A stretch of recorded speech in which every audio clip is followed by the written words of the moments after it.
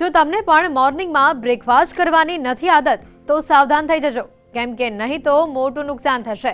કારણ કે સામાન્ય રીતે માનવામાં આવે છે કે નાસ્તો ન કરવાથી કંઈ નુકસાન થતું નથી, પણ ખરેખર એવું નથી. સવારે નાસ્તો ન કરવાથી આરોગ્ય પર ખૂબ જ ગંભીર અસર પડે છે. ભારતીય ઘરોમાં સવારે ઉઠતાની સાથે જ નાસ્તાની આદત હોય છે, પરંતુ ઓફિસની આ ભીડમાં આપણે ઘણીવાર નાસ્તો કરવાનું છોડી દઈએ છીએ.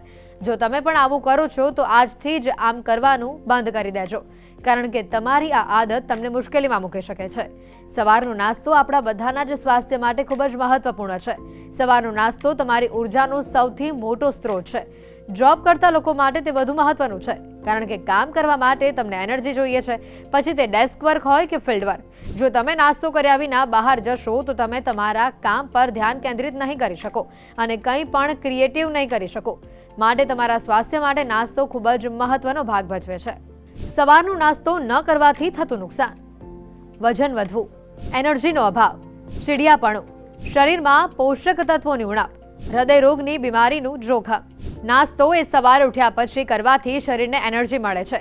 સવારે નાસ્તો કરવામાં ન આવે તો આખા દિવસમાં વધુ ચરબીયુક્ત અને શુગરયુક્ત ફૂડ ખાવાની ઈચ્છા થશે અને જેના કારણે વજન વધે છે. આખી રાત ભૂખ્યા રહેવાથી શરીરનું એનર્જી લેવલ પણ ઓછું થઈ જાય છે. સવારનો નાસ્તો ન કરવાના કારણે શરીરને એનર્જી મળતી નથી. સવારે નાસ્તો કરવાથી તમારા શરીરને ગ્લુકોઝ મળી રહે છે, જે શરીરમાં બ્લડ શુગર લેવલ જાળવવા માટે મદદ કરે છે. નાસ્તો ન કરવાના કારણે બ્લડ શુગર લેવલ ઘટી શકે છે, જેના કારણે સ્ટ્રેસ હોર્મોન્સ પણ વધી શકે છે. સવારનો નાસ્તો કરવાથી શરીરને જરૂરી પોષક તત્વો મળે છે. નાસ્તો ન કરવાના કારણે શરીરમાં પોષક તત્વોની ઉણપ થઈ જાય છે, જેથી બીમારી થવાનું જોખમ પણ વધી જાય છે. હેલ્ધી હાર્ટ માટે સવારનો નાસ્તો કરવો ખૂબ જ જરૂરી છે. સવારે નાસ્તો ન કરવાથી મેદસ્વીતા, બ્લડ પ્રેશર અને ડાયાબિટીસનું જોખમ પણ વધી જાય છે.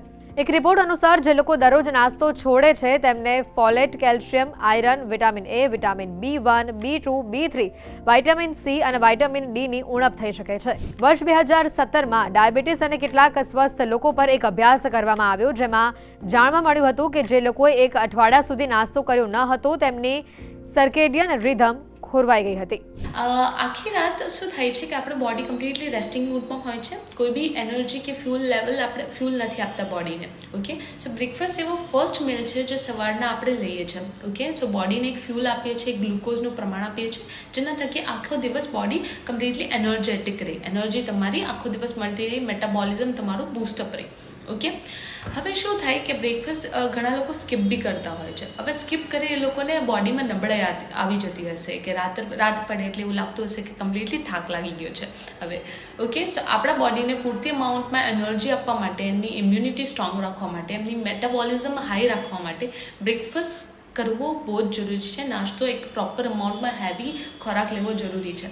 હવે બ્રેકફાસ્ટ કોઈ બી ડાયટ હોય, જેમ કે વેઇટ લોસ હોય, વેઇટ ગેઇન હોય, કોઈ મેડિકલ ડિસઓર્ડરવાળી ડાયટ હોય, બ્રેકફાસ્ટ બહુ જરૂરી હોય છે અને હાઈ પ્રોટીન હેવી ફોર્મમાં હોવાનું હોય છે. પછી લંચ મોડરેટ અને ડિનર લાઇટ.